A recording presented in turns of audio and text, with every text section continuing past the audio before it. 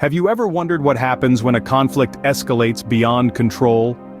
In recent times, the world has witnessed an intense conflict between Israel and Hamas, with Israeli airstrikes relentlessly bombarding the Gaza Strip.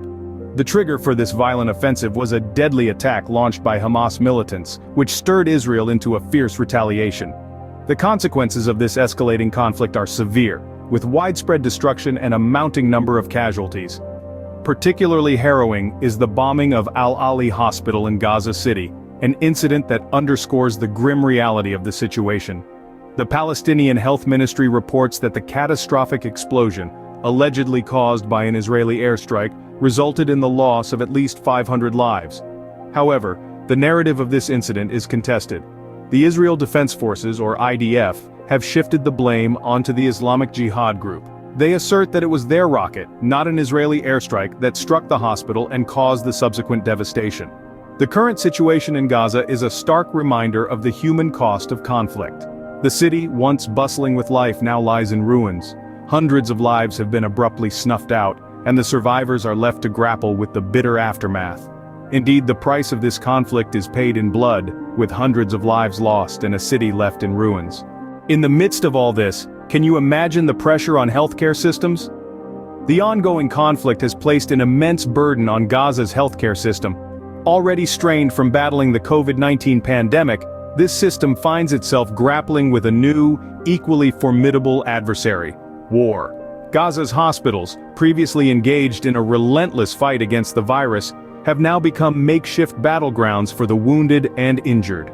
The number of intensive care beds has been doubled in some hospitals like Shifa, to accommodate the increasing number of casualties. However, this surge in demand for medical aid is met with a crippling shortage of essential resources. Medicines and equipment are in short supply, and there is a deficit of trained staff to manage the escalating crisis. Hospital wards, once filled with COVID-19 patients, have been converted into intensive care units for victims of the conflict. But the challenges don't end there. The World Health Organization has documented multiple instances of healthcare facilities coming under attack in Gaza. These attacks not only disrupt the provision of critical services, but also pose a grave threat to the lives of civilians and healthcare workers.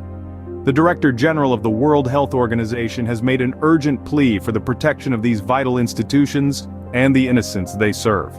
Adding to the list of woes is the looming fuel crisis.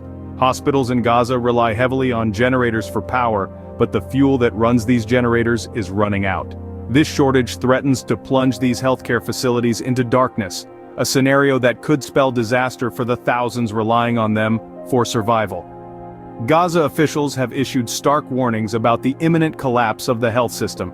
The convergence of a global pandemic and a brutal conflict has pushed this system to its limits. It stands on the brink of failure, struggling to serve those in dire need of care. A dual crisis of pandemic and conflict, a healthcare system on the brink of collapse. This is the grim reality facing Gaza's healthcare system, a reality that underscores the profound human cost of war and disease and the urgent need for peace and healing. What happens when the dust settles and the smoke clears? As we delve further into this unending conflict, Israel has issued warnings of intensifying airstrikes and the potential for a ground offensive. These developments raise the specter of an escalated regional conflict that could pull in more players and deepen the crisis. International concerns are mounting. The United States, for one, has cautioned against other countries and armed groups getting involved. This caution, however, is juxtaposed with the US's unwavering military support to Israel, a complex dance of diplomacy and power politics that continues to shape the conflict's trajectory. President Biden's expression of support for Israel adds another layer to this intricate geopolitical puzzle. His voice joins the chorus of international reactions that sway between condemnation, support, and calls for de-escalation. Secretary of State Antony Blinken's impending visit to the region is seen as a gesture of solidarity with Israel, further underscoring the US's stance. As the conflict rages on, we are left to ponder, what will be the cost of this war when the final toll is taken? So, where does this leave us?